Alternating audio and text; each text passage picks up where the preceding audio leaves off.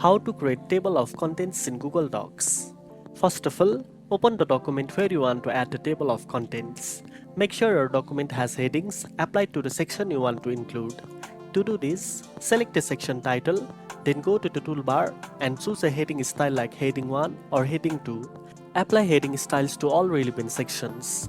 Next, place your cursor where you want to insert a table of contents, usually at the top of the document.